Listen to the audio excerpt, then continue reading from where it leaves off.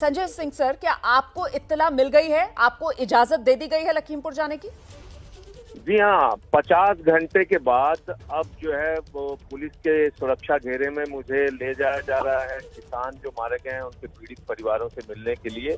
ये काम 50 घंटे पहले भी हो सकता था। मैंने पहले दिन से कहा कि मुझे शोक संवेदना व्यक्त करने के लिए जाना है, लेकिन लगातार रोके रखा गया अकारण, बिना किसी मुकदमे, बिना किसी एफआईआर, बिना किसी गुनाह के। तो सर आपको क्या लगता है ये 50 घंटे क्यों लग गए ये फैसला लेने में? आपको क्या लगता है 50 घंटे क्यों लिए योगी सरकार ने? मैं वही कह रहा हूँ कि यहाँ पर हत्यारों को खुलेआम घूमने की छूट है, किसानों की हत्या करने की छूट है, उनको गाड़ी से रौंदने की छूट है, लेकिन आप शोक संवेदना नहीं व्यक्त कर सकते, अपना दुख नहीं जता सकते, किसी के साथ दुख की घड़ी में खड़े नहीं हो सकते। ये बताने का काम सरकार ने किया है और इसीलिए 50 घंटे मुझे रोक के रखा। तो सर आप अकेले ही जा रहे हैं या फिर आपके साथ आपकी पार्टी के कुछ कार्यकर्ता भी जाएंगे, कुछ और नेता भी?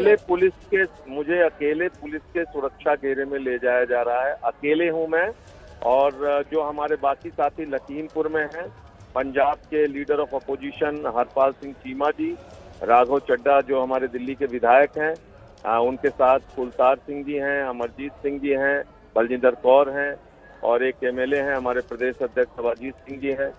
तो सरबजीत मानुके वहाँ की डिप्टी लीडर हैं जी। तो वो सारे लोग वहाँ पे मिलेंगे और फिर उनके साथ हम लोग तो फिर आप लोग सब लोग जाएंगे वहाँ पर मिलने के लिए, ठीक है? तो ये बता दीजिए मुझे कि क्या अब आप इस फैसले को कहेंगे योगी सरकार के लिए कि देर आए दुरुस्त आए, ये कहेंगे आप इसके लिए? नहीं, मैं तो ये कहता हूँ कि इन चीजों को करने से फायदा क्या होता है? आप जबरदस्ती एक अपना रुतबा जमाने के लिए, या ये कहें कि डेमोक्रेसी को डंडे से कुचलने के लिए आप ये कार्रवाई क्यों करते हैं? ऐसे ही आपने हाथरस में सबको रोका, बाद में सबको मिलने दिया जी। यहाँ भी आपने 50 घंटे तक रोका, अब आप कह रहे हैं कि अब आप जा सकते हैं। ठीक है, तो ये काम तो 50 घंटे पहले भी हो सकता था। ठीक है। तो क्या इसको विपक्ष अपनी जीत के तौर पर देख रहा है? मैं इस पर आपका जवाब लूंगी, लेकिन मेरे सहयोगी पंकज झा भी हमारे साथ मौजूद है। संजय भाई, वो आपसे सवाल लेना चाह रहे हैं। पंकज भाई आइए।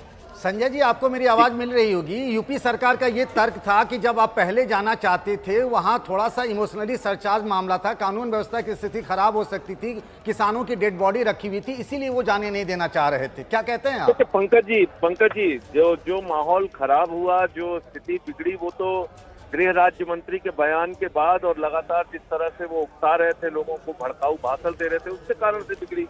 कानून व्यवस्था बिगाड़ने का काम हम लोगों ने कभी नहीं किया।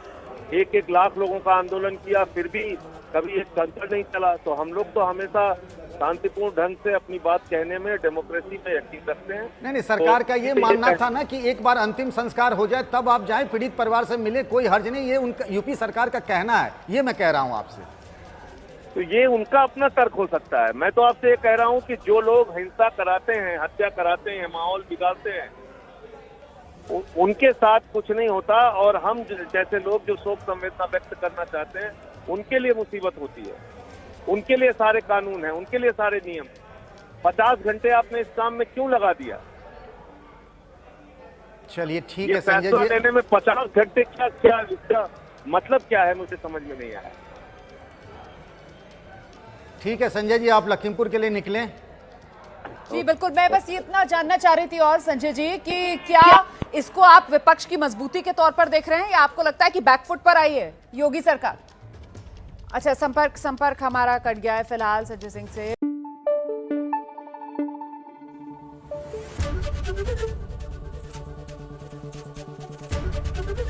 एबीपी न्यूज आपको रखे आगे।